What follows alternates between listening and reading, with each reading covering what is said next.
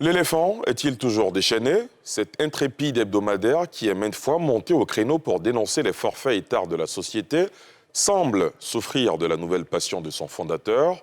Fort de sa légitimité dans le milieu du journalisme d'investigation, l'homme s'est fait une renommée et s'affirme de plus en plus comme un politique qui ne se fixe plus aucune limite.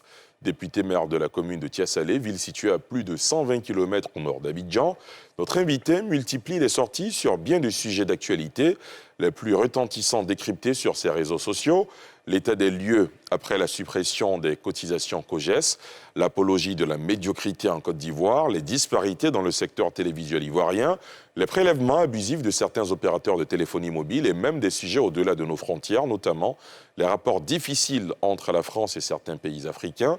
Autant de sujets sur lesquels nous interrogerons Antoine Assalé-Tiemoko, sans occulter évidemment toutes les propositions de loi faites par lui concernant la limitation de l'âge à la présidentielle notamment et la sanction de la transhumance des élus. Antoine Assalé-Tiemoko, bonsoir. Bonsoir Ali. Merci d'avoir accepté notre invitation. C'est un honneur. Avant d'ouvrir cet entretien, encore une fois, je vous propose, et à vous, nos autres téléspectateurs, de suivre ce sujet.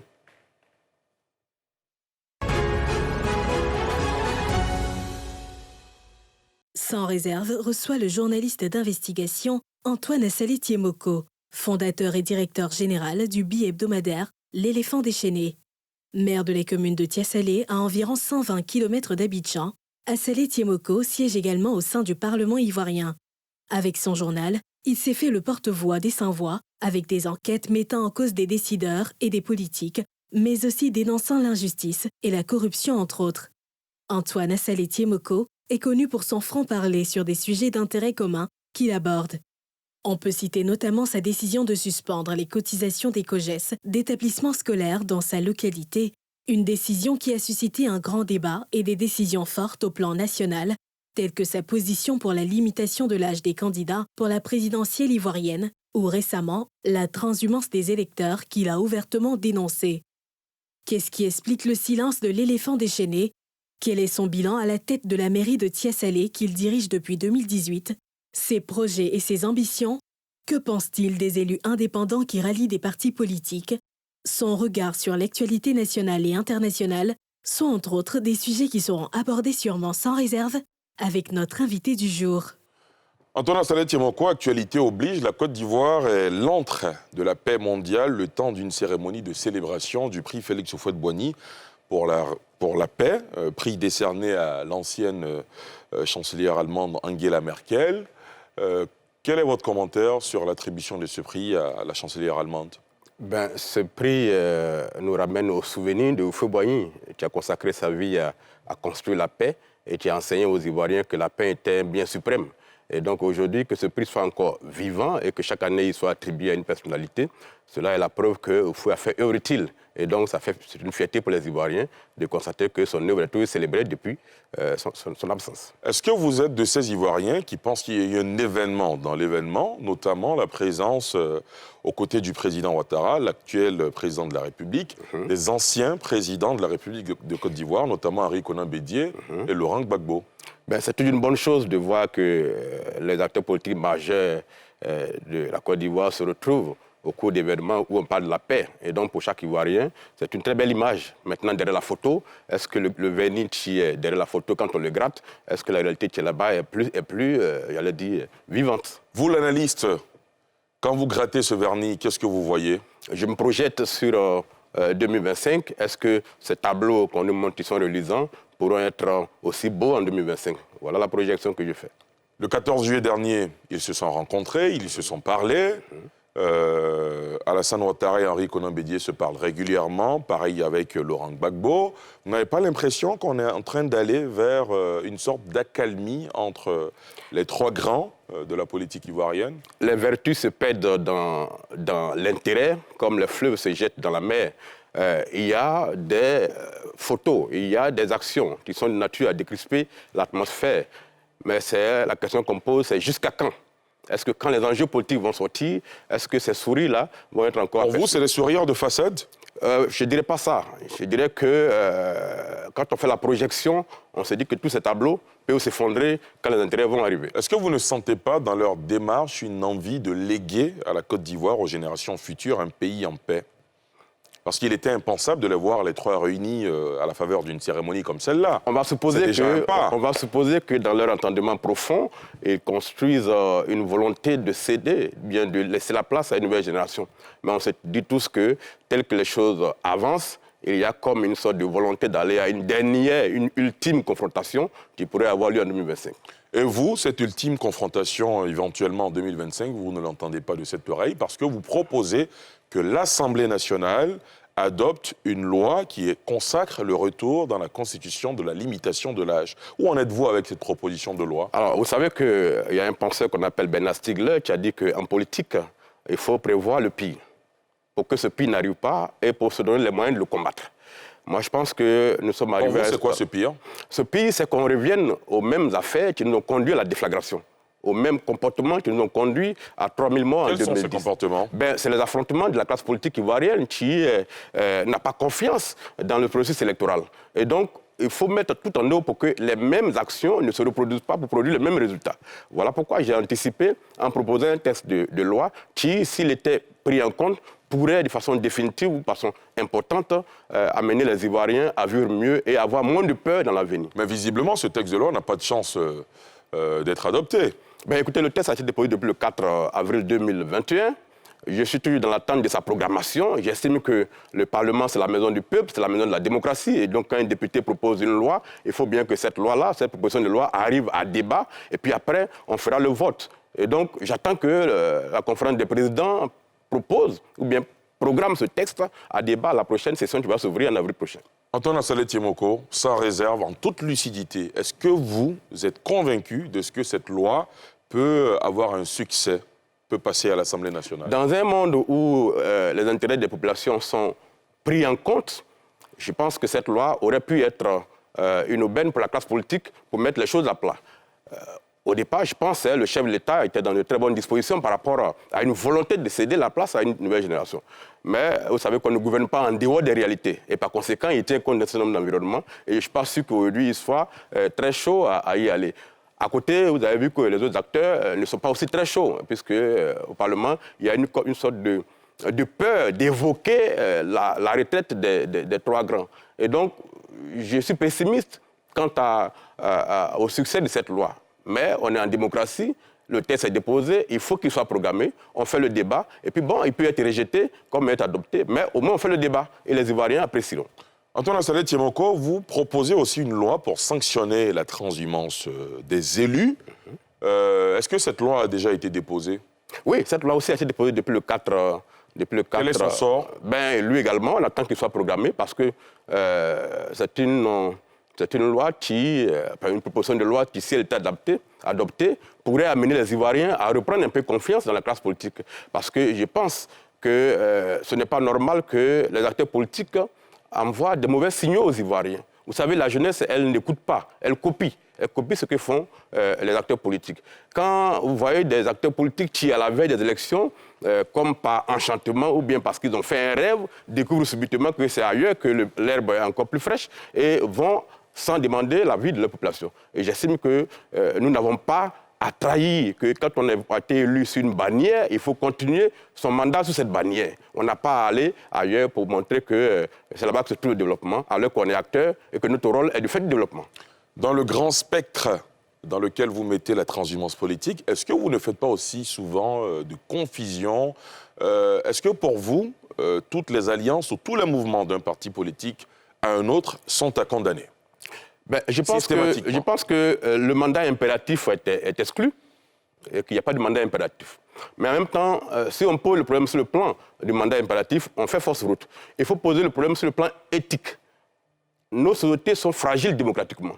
Et il suffit d'un petit problème pour que la déflagration advienne. Donc il faut qu'au quotidien, les acteurs politiques servent des modèles, servent de bons exemples, pour qu'on construise une société plus solide qui est basée sur des valeurs. Et donc les acteurs politiques n'ont pas à changer de camp au gré de leurs intérêts.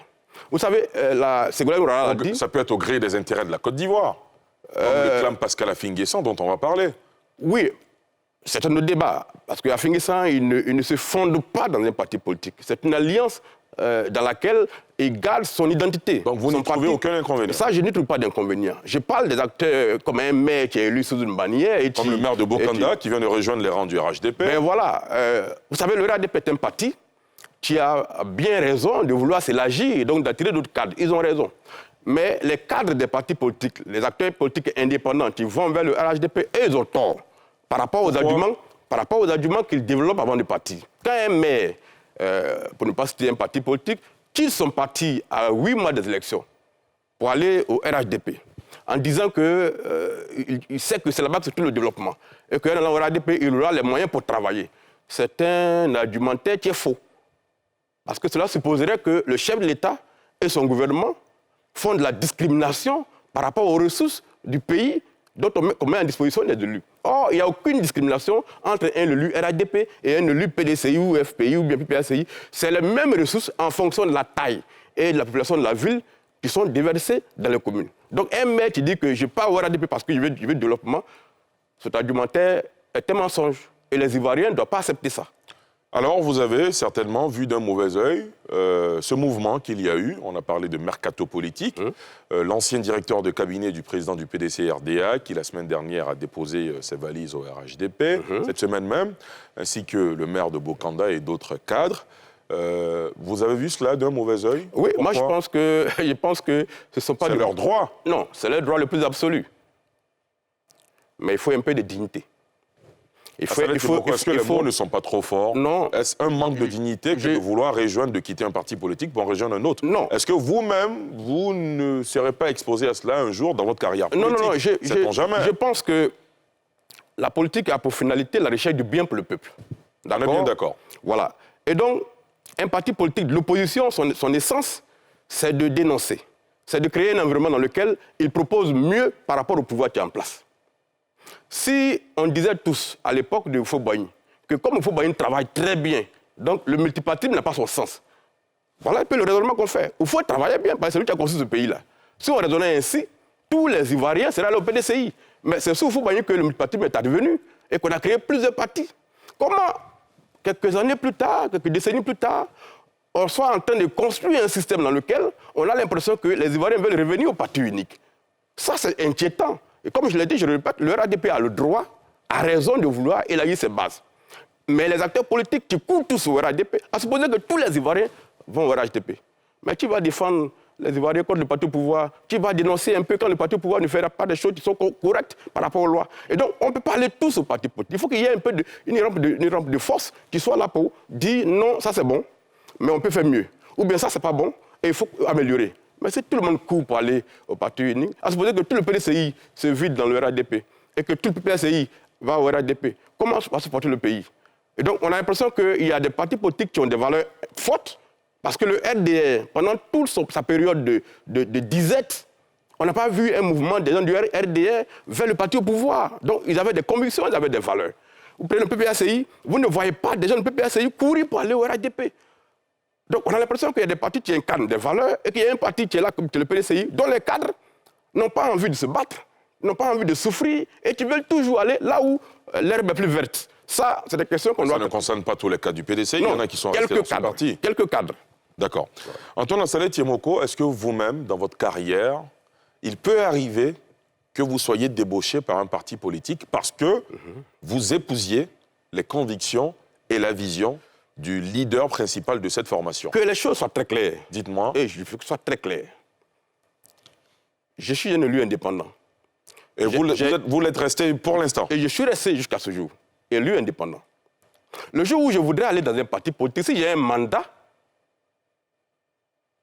il me semble que ce serait honnête de rendre le mandat avant de partir. Il faut que le parti qui m'accueille sur ma valeur intrinsèque.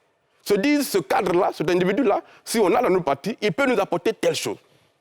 Mais quand je suis élu indépendant et que je dis je reviens dans un parti politique, est-ce que je pars avec les voix qui ont fait de moi l'élu que je suis?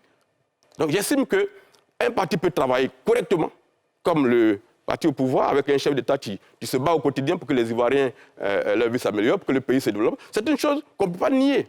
Mais ce n'est pas une raison pour que tous nous allions là-bas et que nous entretenions un environnement de silence. Vous n'avez pas répondu à ma question. On ne défend pas le fait. Est-ce qu'on peut avoir un jour Antoine Assalé Tiemoko rejoindre les rangs du PDCI-RDA, du PPACI et du RHDP sans avoir rendu au préalable son mandat?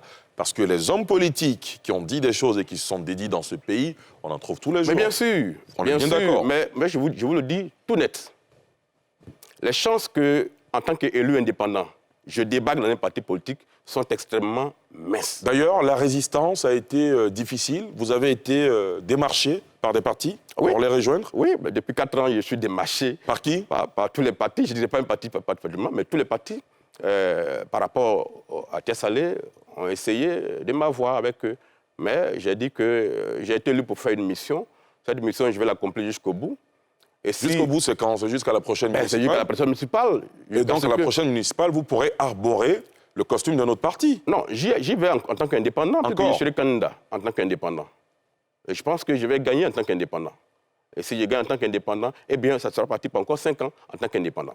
Donc, pas question pour quand Antoine Assalé Tiemoko, il n'est pas question que j'adhère dans un parti politique. Il n'en est pas question. Pourquoi? Il n'y a aucun parti qui vous inspire? Je le dis tout net, hein, je suis quelqu'un de droite. Voilà, parce que je crois au libéralisme, je crois en plusieurs choses. Mais, pour le moment, j'estime que la configuration politique ivoirienne est telle que des gens comme nous ont besoin d'être hors de la machine pour pouvoir défendre la cause des Ivoiriens. Imaginez que nous allons tous dans la machine.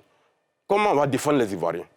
Qui va pleurer avec eux quand il y a un malheur? Donc ceux qui sont dans la machine ne défendent pas les Ivoiriens, c'est ce que vous insinuez? Ils ont une action qui est formelle. Le gouvernement a une action formelle. Le chef de l'État a une action qui est formelle. Mais les acteurs politiques à l'intérieur du parti au pouvoir ne peuvent pas dénoncer le parti au pouvoir. Autrement, ce serait scier l'arbre sur lequel ils sont eux-mêmes assis. Mais un acteur qui est hors de la machine peut apprécier autrement, prendre du recul et répondre aux besoins des Ivoiriens. C'est ce rôle-là que je vais jouer et je pense qu'il est important. Dans votre développement, vous dites, un homme politique, sa vocation, c'est d'améliorer les conditions de vie des populations. C'est ça. En 2016, vous échouez aux députations à Thiès-Salé. En 2018, vous êtes élu maire. 5 ans après, nous sommes à l'heure du bilan presque. Ce pourquoi vous vous êtes engagé en politique, notamment à la mairie de Thiès-Salé, est-ce que, à l'heure des comptes, finalement, le bilan parle en votre faveur, Antoine Assalé Tiemoko? Oui, le bilan parle, je pense, largement. Est-ce que vous avez réalisé vos promesses de campagne? Oui, je pense que j'ai tout réalisé. Tout. J'ai tout réalisé. C'est prétentieux? Non, ce n'est pas prétentieux, c'est vérifiable sur le terrain. Tout ce que j'ai dit que je ferais si je suis élu, je l'ai fait. Voilà.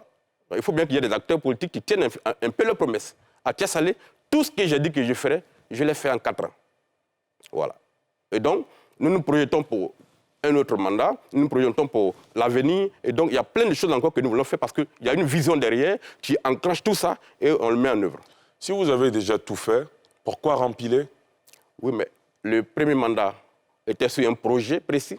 Sortir la ville de sa léthargie, sortir la ville de 20 ans d'immobilisme, de 20 ans d'oubli, la positionner, créer de la visibilité autour, ouvrir les voies, créer de l'attraction. Ça, nous l'avons fait. C'est comme un essai. Maintenant, il va falloir le transformer en consolidant les acquis et en renforçant les choses qu'on doit faire. Quels sont les principaux enjeux des prochaines municipales dans votre localité quand on sait que d'autres candidats potentiels de certaines formations politiques ont commencé à s'activer? Est-ce que ce sont des actions de nature à estomper un peu votre énergie, à vous inquiéter? Non, non. Vous savez que la politique, c'est d'abord et avant tout une affaire de conviction. Notre rôle en tant qu'acteur politique est de donner un peu d'espoir aux populations. Donc un acteur politique qui ne construit pas de l'espoir n'a pas sa place dans le jeu politique. C'est donc une chose trop sérieuse pour que des gens sans conviction s'y aventurent. Et donc c'est un jeu. La classe politique ivoirienne est compartimentée en partis politiques. Et donc à Thiès-Salé, il y a des partis politiques qui sont là-bas, tous les grands partis politiques qui y sont. Nous sommes des acteurs indépendants, nous avons une mission qui est précise, nous voulons transformer notre ville. Et nous pensons que cette dynamique-là est enclenchée et que nous devons la renforcer. Donc les acteurs politiques qui arrivent, ils ont le droit de se battre, mais on ira aux urnes et chacun appréciera le résultat. À quelques mois de ce scrutin municipal, à la faveur de la révision de la liste électorale, vous avez dénoncé certains fléaux. Est-ce que vous aviez les preuves de ce que vous avanciez à l'époque? Vous disiez que les populations étaient transportées d'une autre ville à Thiès-Salé pour se faire enrôler en vue de faire gagner des candidats. Oui, nous avons les preuves. C'était dangereux, hein, Antoine? Non, c'était matière à susciter des troubles. Ça pouvait susciter des troubles, non? Non, c'est le silence qui pouvait susciter des troubles. C'est le silence devant ce qui est antidémocratique. devant ce qui force le jeu démocratique qui peut à terme susciter les troubles. L'élection municipale ou régionale est une élection dont l'essence est de faire du développement. Et donc qui intéresse au premier chef les habitants de la localité. Il n'est pas question qu'on substitue à un électorat local un autre électorat qui arrive d'ailleurs. Et donc nous avons dénoncé un phénomène qui, si l'on y prend garde, va conduire notre pays dans des affrontements. Vous avez eu l'impression d'être entendu? Oui. Est-ce que vous avez approché, vous avez saisi les recours officiels de la commission électorale indépendante? Je pense avoir été entendu parce que mon cri du cœur, ma revendication a été entendue jusqu'au sommet de l'État, puisque la CEI a produit un communiqué pour clarifier les choses. On avait voulu faire croire aux Ivoiriens que chacun avait le droit de se lever d'où il habite pour aller s'enrôler où il veut, ce qui est totalement interdit par la loi. Et donc, ma réclamation a fait qu'un communiqué très clair a été produit et a apaisé un peu la situation. Donc, il était essentiel qu'on réagisse ainsi. Antoine Assalet Yemoko, les propositions de loi n'en finissent pas avec vous. Vous prévoyez de déposer une autre proposition de loi portant suppression de la TVA, la taxe sur la valeur ajoutée, sur la conservation des corps dans les morgues. D'où vient-il que vous ayez à l'esprit de proposer cette loi? Vous savez que le rôle d'un député, c'est d'observer la société. C'est de voir les mouvements de la société, les projections du peuple. Et de comprendre qu'à chaque moment précis, il y a des choses qui se passent et que par derrière, on doit proposer des tests pour les réglementer. Vous savez qu'aujourd'hui, les Ivoiriens grognent par rapport aux conservations de corps. Je ne serai pas une société, mais des parents qui sont déjà affligés par un deuil, qui déposent un corps, le temps d'aller se préparer pour venir prendre le corps, ils arrivent, ont le temps des factures extrêmement salées. Et quand vous regardez la composition de la facture, vous voyez qu'il y a des taxes qui sont placées sur le corps, de sorte qu'elles grèvent la facture. Et donc, en tant que député, mon rôle dans la politique de lutte contre la cherté de la vie est de proposer des tests qui améliorent le sort des Ivoiriens. Donc, la TVA sur le corps, j'estime que d'un point de vue éthique, elle n'a pas sa place. C'est une taxe à la consommation. Les corps, on ne les consomme pas. On ne les commercialise pas. Ça rapporte environ 3 milliards à l'État. Je pense que l'État de Côte d'Ivoire a les moyens de trouver 3 milliards ailleurs. Et d'ailleurs, le test que j'ai proposé, il est accompagné de propositions pour compenser les 3 milliards de l'État. Que dit cette proposition? Cette proposition dit qu'on supprime la TVA et le règlement intérieur du Parlement dit qu'un texte de loi qui aggrave les dépenses de l'État ou bien qui réduit les recettes doit être accompagné d'une proposition de recettes complémentaires. Et donc, moi, je pense que pour récupérer les 3 milliards, je propose qu'on mette une TVA, une taxe spéciale de 10% sur les boissons de luxe. Quand vous achetez une bouteille de champagne qui coûte autour de 200 000 francs pour ne pas faire de publicité, on mettra 10% dessus. Et donc, ceux qui dépensent en surplus doivent pouvoir contribuer à payer cette taxe-là pour les Ivoiriens. Ensuite, une TVA, une taxe spéciale sur le tabac, et puis une taxe de 1% sur les transferts d'argent hors du pays pourrait nous permettre d'avoir près de 10 milliards pour compenser ce que l'État perdrait en perdant 3 milliards sur les corps. Donc on compense et donc les Ivoiriens n'auront plus à souffrir de cette taxe-là. Ces dernières semaines, vous êtes aussi monté au créneau pour dénoncer la montée en puissance d'une certaine médiocrité en Côte d'Ivoire que vous dénoncez sur vos réseaux sociaux, parce qu'ayant fait justement ce même constat sur les réseaux sociaux où vous avez une présence remarquée. Quelle est l'incidence sur la jeunesse ivoirienne selon vous? D'abord, quels sont les faits que vous dénoncez? J'ai vu il y a quelques mois de cela, une image qui m'a beaucoup choqué. Laquelle? Un enfant de CE1 dans la zone de Divo qui avait, à l'aide d'un produit détergent, marqué sur son bras R1212. Vous savez de quoi je parle, pour ne pas vous faire un dessin. Oui, d'accord, voilà, je vois. Il a mis R1212. Il me semble que ce sont les initiales d'un personnage très en vogue sur les réseaux sociaux, du nom de Roi 1212. Où voulez-vous en venir? Ce que je veux dire, c'est que cet enfant-là a vu à la télévision un homme ramper. Et qu'ensuite de ce fait, on lui a donné de l'argent sous des caméras. Et un enfant de CE1 qui va se mutiler le bras pour attirer l'attention de ce Roi 1212 là, ça veut dire que l'exemple qui est passé sur les réseaux sociaux que l'enfant a vu l'a conduit à poser ce acte-là. Cela doit interpeller la société ivoirienne. Je le dis, les enfants n'écoutent pas. Ils répètent ce que les adultes font.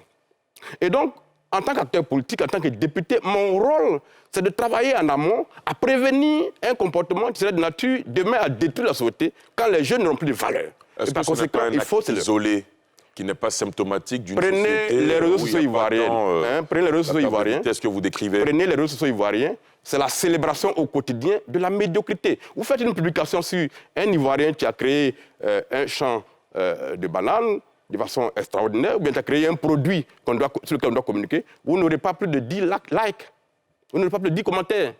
Mais mettez ces personnages loufoques-là à la une, sur votre page, vous aurez des milliers de commentaires et ça attire les gens.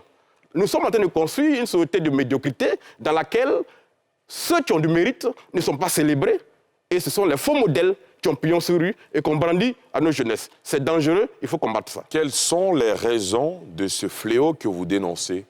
Quelle est la source de cette perte de vitesse de la jeunesse ivoirienne selon vous? Les sources sont nombreuses. D'abord, l'éducation. Qu'elle soit à la maison, beaucoup de parents d'élèves ont démissionné. Que ce soit à l'école elle-même, notre école ne fait plus rêver. Nos enfants n'ont plus l'impression que c'est l'école qui conduit à la réussite et que toutes les voies aujourd'hui sont possibles pour réussir. Vous avez des acteurs politiques qui eux-mêmes au quotidien sèment le mauvais exemple. Et donc tout ça mis ensemble construit une vraie bombe sociale dans laquelle nous sommes en train de rentrer et qui à terme pourrait exploser à notre face si au sommet de l'État, si les hommes politiques ivoiriens, si les acteurs politiques eux-mêmes ne prennent pas conscience que ce que nous sommes en train de construire va nous rattraper dans 5 mois, dans 5 ans, dans 10 ans, dans 15 ans, et par conséquent, il faut anticiper pour agir dessus, pour ne pas que ça arrive. Anticiper, c'est une belle expression, mais qu'est-ce qu'on met dans l'anticipation? Oui. Il faut que la loi joue un rôle dans ce pays-là. C'est-à-dire? Il faut que ceux qui fautent subissent. Il y a beaucoup de lois qui sanctionnent ceux qui fautent. Mais les lois sont prises. Généralement, leur application pose problème.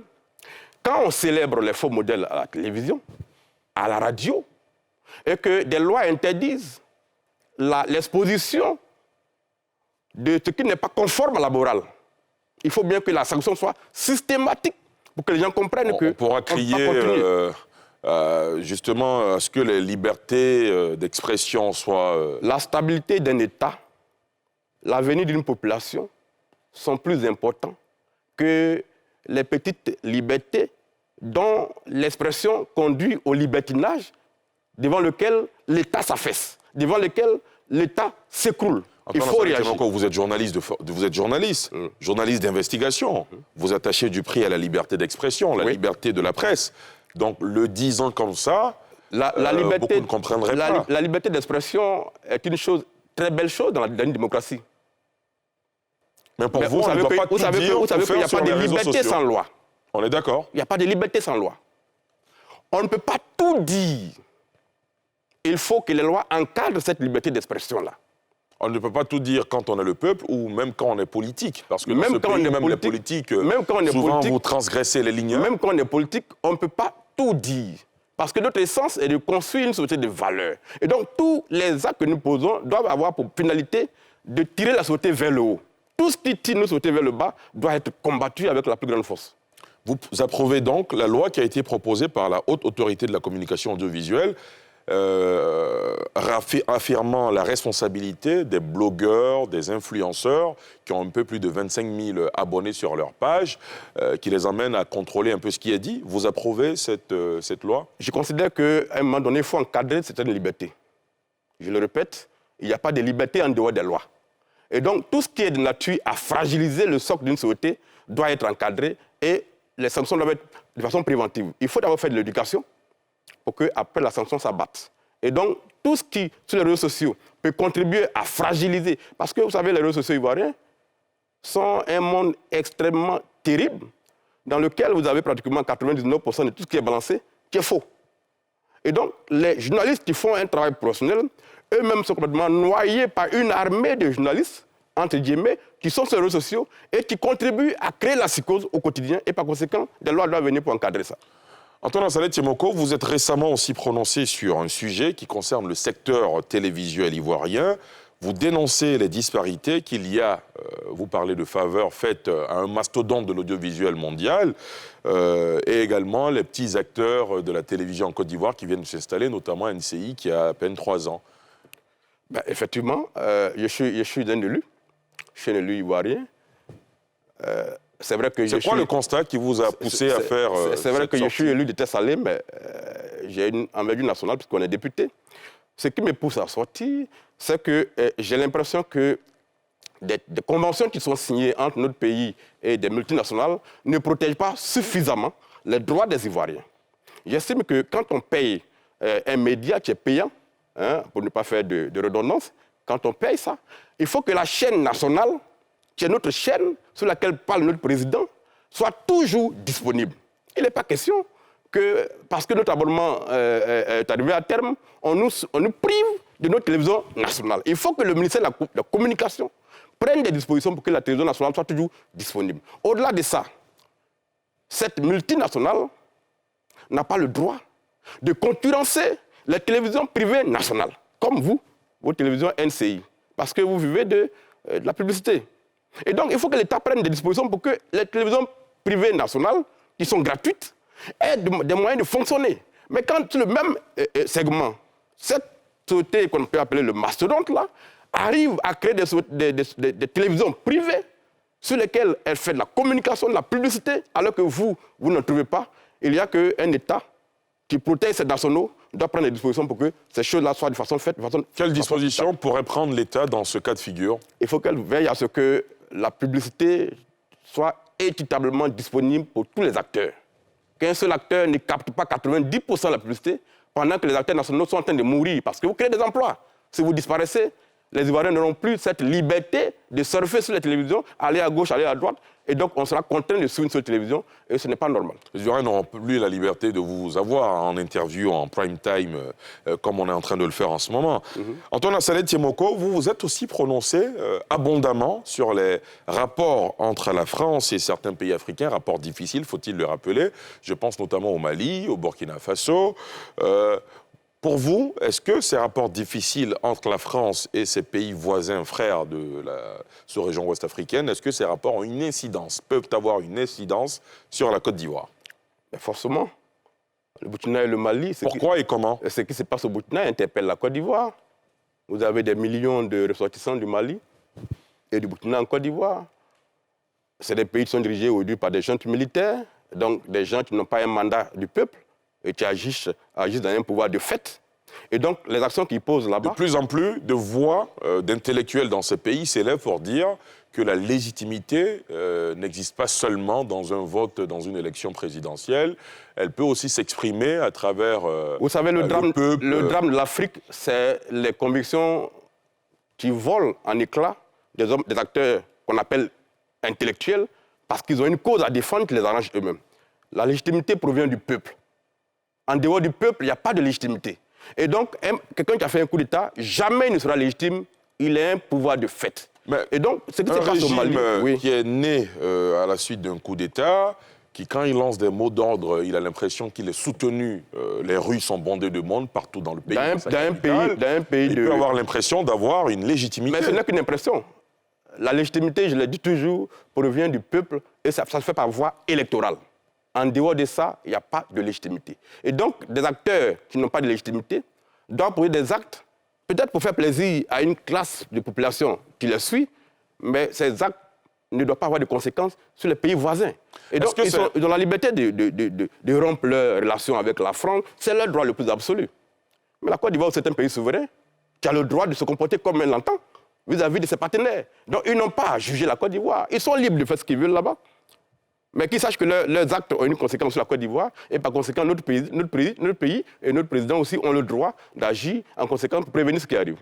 Comment vous voyez la fin de cette, j'ai envie de dire, de cette succession de coups d'État dans la sous-région ouest africaine? D'abord le Mali, la Guinée, le Mali encore, le Burkina et encore une fois le Burkina. Comment vous pensez que ils pensent que les peuples vont finir par comprendre que les coups d'État ne mènent à rien. Si les coups d'État développaient les pays, le Mali et le Burkina seraient les pays les plus développés du monde. Hein. Et donc, les coups d'État ne mènent à rien. Parce qu'après, quand on gratte le vernis de la souveraineté, parce que j'ai l'impression que chasser la France est devenu un acte de légitimation des coups d'État. Ils prennent le pouvoir pour un but précis. Et puis automatiquement, pour qu'ils aient le soutien de leur peuple, ils disent on chasse la France. Ils ont l'impression qu'en faisant ça, ils deviennent des gens qui créent du nouveau, alors qu'ils ne créent rien de nouveau. Parce qu'après ces régimes, j'allais dire, non légitimes, des régimes légitimes vont arriver, élus par le peuple, et qui pourraient agir autrement. Donc à quoi ça sert d'effriter la cohésion dans un pays par des actes spectaculaires, mais dont la finalité n'est pas très visible. Antoine Assaleti Moko, pour ces acteurs-là, ils estiment qu'avant eux, il y a eu des régimes légitimes, comme vous l'indiquez, qui ont été issus d'élections bien organisées, mais ces régimes ont échoué pour faute de corruption. Donc, de plus en plus de jeunes, alimentés par des intellectuels, estiment que les hommes politiques ou la politique classique a montré ses limites. Est-ce que vous avez l'impression que la junte au Mali a lutté contre la corruption? Est-ce que vous voyez les reportages qu'on fait sur leur enrichissement? Il n'y a rien de nouveau sur le soleil. Qui fait ces reportages? Il y a les chaînes internationales, vous suivez les chaînes internationales, il y a des reportages. On vous dira que les chaînes internationales sont inféodées au système occidental. Justement, c'est ce discours de déprogrammation de la vérité qui va nous conduire à terme à notre perte. Parce que, je vous le dis, je l'assume, les militaires ne créeront rien de nouveau. Ils feront rien de nouveau. Ils ne feront que entretenir une sorte de souverainisme qui n'apporte rien au peuple. Parce que les problèmes des pays dans lesquels les coups d'État ont été faits n'ont pas été résolus jusqu'à aujourd'hui. Et donc, les putschistes n'ont pas leur place au palais présidentiel. Il faut que les gens comprennent que le coup d'État ne nous conduit jamais à rien. Il ne se passera rien de nouveau au Mali. Chasser la France pour appeler l'autre, je pense que c'est une perte de temps qui va nous rattraper tous. Dans cette brèche ouverte justement par le fait de chasser la France, par le départ de la France, de ces pays, il y a une autre puissance mondiale, une puissance militaire mondiale qui essaie d'avoir de l'influence dans la région. Je parle évidemment de la Russie. Quelle analyse faites-vous? Ben justement, c'est ça l'hérésie. Pourquoi l'hérésie? On chasse une puissance, on appelle une autre. À quand les Africains vont se mettre devant la glace pour assumer leurs responsabilités? Pourquoi se sont empruntés les indépendances? Nous sommes toujours à condamner les sérieux pour être responsables de nos fautes. Quelles sont nos fautes à nous? Combien de temps avons-nous perdu à éduquer nos populations? Qu'est-ce qu'on fabrique au Mali? Qu'est-ce qu'on fabrique en Côte d'Ivoire? Qu'est-ce qu'on fabrique au Burkina Faso 60 ans après? Voilà. Et donc, la question, ce n'est pas d'accuser. La France peut avoir tous les torts qu'on peut lui reprocher. Mais et nous-mêmes, quelles sont nos responsabilités? Quand on nous envoie de l'aide internationale pour construire une école, pour construire un pont, et que cet argent retourne en France, bien retourne dans l'Union européenne, c'est la faute à qui? Donc les Africains doivent à un moment donné arrêter d'être des gros enfants, à accuser les Sud tout le temps, en oubliant leurs propres responsabilités. Et je pense que la génération qui arrive doit pouvoir assumer, parce que chasser la France pour appeler la Russie, mais est-ce que la Russie est un État démocratique? La Russie n'est pas un État démocratique. C'est le pays dans lequel les opposants n'existent pas. Soit ils sont morts, soit ils ont été tués, soit ils sont en prison, ou bien ils ont fui le pays. Et c'est ce modèle-là que l'Afrique appelle aujourd'hui.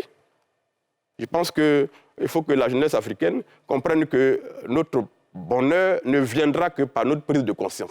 Commençons par éduquer notre population. Commençons par mettre nos enfants à l'école. Commençons par construire un système dans lequel le peuple est au cœur de toutes les préoccupations.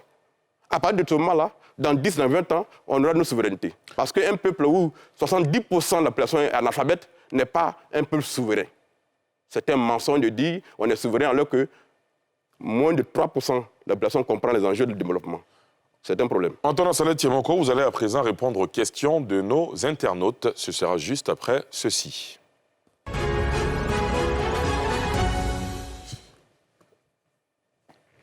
Alors, la première question nous vient de Yves Kofi qui dit où en sommes-nous avec le projet de loi de limitation d'âge à la présidentielle? Vous en avez parlé. On y a répondu. Succinctement. Et la proposition de loi est au Parlement, elle est sur la table des députés. Et je pense qu'il faut qu'elle soit programmée pour qu'on en débatte. J'attends que la programmation. Même si vous êtes un peu pessimiste ben voilà, on verra. sur l'issue. Voilà. Prochaine question. La prochaine question est de Bruno Kodjovi qui dit quels sont selon vous les enjeux des prochaines élections locales? Qu'est-ce que les électeurs de la circonscription de Tiasalé peuvent attendre de vous? Elles peuvent continuer à attendre de moi le respect, la cohésion, l'intégrité, la vision, le leadership, qui sont les éléments qui transforment une cité. Les enjeux de cette élection, c'est une élection de développement. Ce n'est pas une élection de politique politicienne. Et donc, dans toute la Côte d'Ivoire, les populations doivent confier leur développement à des gens qui ont de la vision, qui ont un leadership et qui peuvent effectivement transformer les choses. Voilà les enjeux. Très bien. Prochaine question. La prochaine question est de Lassine Silué qui dit « Vous aviez promis en tant qu'élu vous impliquer pour une revalorisation du métier de vigile. Qu'en est-il aujourd'hui ?» Écoutez, je vais recevoir dans les semaines qui suivent l'ensemble des syndicats du secteur des sociétés privées, parce qu'effectivement, c'est un monde qui est impitoyable, dans lequel les gens travaillent comme des fous, mais ils ne reçoivent pas les récompenses qui vont avec. Et donc, on va travailler dessus, et peut-être à terme, cela pourrait déboucher sur une proposition de loi pour régler la situation. Prochaine question. Au pas de course, Bernard Digbeu qui dit quelle est votre aversion des faits sur l'affaire qui vous a opposé aux eaux et forêts sur un espace jouxtant le lycée moderne de Thiès. C'était une affaire qui avait fait grand bruit. C'était de la politique politicienne. Des gens ont voulu utiliser un fait anodin pour pouvoir déstabiliser l'élu que je suis, alors que l'acte que j'ai posé était dans... Quel était ce fait anodin, sans réserve? Le fait anodin, c'est que un maire a libéré une réserve qu'il a confiée au ministère de la Santé, donc au gouvernement de Côte d'Ivoire, pour construire l'hôpital général de Thiès-Salé. Vous voyez ça? Les procédures ont été respectées, mais par derrière, des acteurs politiques ont pensé qu'en montant ça en épingle, ça pourrait amener le gouvernement à suspendre le maire que je suis pour qu'ils aillent aux élections sans m'affronter. Et ça s'est terminé comment? Ça s'est terminé par la vérité. Le ministère des Eaux et Forêts a clarifié les choses, et donc cette affaire a fait, comme on dit. Prochaine question. Alors, serez-vous candidat en 2025, Noël Ndoye? En 2025, non. En 2030? Je ne me projette pas pour 2025. Je pense en 2030? qu'à un moment donné, en 2030 peut-être. En 2035? Ouais. C'est sûr? Peut-être. Peut-être. Voilà. Donc vous y pensez tous les matins en vous rasant? Non, pas en me rasant. Il y a un mandat à finir et à continuer. Et puis après, le grand frère, on passera. Très bien. Prochaine question, prochaine et dernière peut-être. Alassane Keïta qui dit êtes-vous intéressé par la présidence de l'IVICOSI, l'Union des villes et communes de Côte d'Ivoire? Oui, peut-être. Peut-être que, voilà, aux prochaines élections. Vous n'excluez pas? Non, je n'exclus pas. D'accord, très bien. Voilà. La dernière question d'internaute, elle nous vient de Constant Ouattara qui dit « Avez-vous connaissance de la situation de précarité des enseignants du privé? C'est l'une des causes des nombreuses fraudes aux examens scolaires et de la baisse du niveau de l'éducation en Côte d'Ivoire. » Commentaire, analyse? Oui, c'est également un chapitre sur lequel je travaille beaucoup. Effectivement, il y a un monde très sombre dans ce domaine-là. Et il faut que l'État et les acteurs politiques aussi se penchent sur ce domaine parce qu'eux aussi font de l'éducation, mais leur précarité est une cause de corruption. Quand ils vont aux examens, la plupart de ceux qui prennent l'argent aux enfants viennent du secteur privé parce qu'ils n'ont rien. Quand c'est les vacances, ils n'ont plus de salaire jusqu'à la rentrée et ce n'est pas un monde dans lequel on peut vivre tranquillement. Antoine Saleh Tiemoko, est-ce que vous avez le sentiment d'avoir répondu à toutes nos questions sans réserve? Je pense avoir essayé de répondre à vos questions et je voudrais terminer pour dire ceci. Albert Camus a dit: la société politique contemporaine est une machine à fabriquer du désespoir pour les hommes. Il faut que la classe politique ivoirienne ne soit pas une machine à fabriquer du désespoir. Il faut qu'elle soit une machine à créer de l'espérance, à créer de la confiance. Les peuples qui ont confiance en l'avenir, qui ont confiance en leur classe politique, sont les peuples qui donnent le meilleur d'eux-mêmes. Et il faut que les acteurs politiques comprennent que la politique, c'est d'abord une affaire de conviction et qu'on n'y vient pas pour figurer. C'est trop sérieux pour que des gens sans conviction viennent s'y aventurer. Il faut que nous, acteurs politiques, nous comprenions que nous ne nous appartenons pas et que notre rôle au quotidien, notre justification, est de faire en sorte que chaque jour, la vie de nos populations s'améliore un peu plus. C'est comme ça qu'on va attirer les Ivoiriens à la politique. Parce que comme Ségolène Royal l'a dit, le peuple s'intéresse à la politique quand la politique s'intéresse à lui. Quand les acteurs politiques reviendront au peuple en créant de la crédibilité, les Ivoiriens auront confiance et ensemble, ils travailleront pour faire avancer le pays. Voilà le message que je voulais passer. Antoine Saleh Tiemoko, merci d'être passé sur ce plateau de Sans Réserve. C'est moi qui vous remercie. Merci beaucoup. Merci à vous, chers téléspectateurs et internautes, de nous avoir suivis. C'est la fin de ce numéro. Rendez-vous jeudi prochain pour un autre numéro. Excellente suite de programme sur la nouvelle chaîne ivoirienne.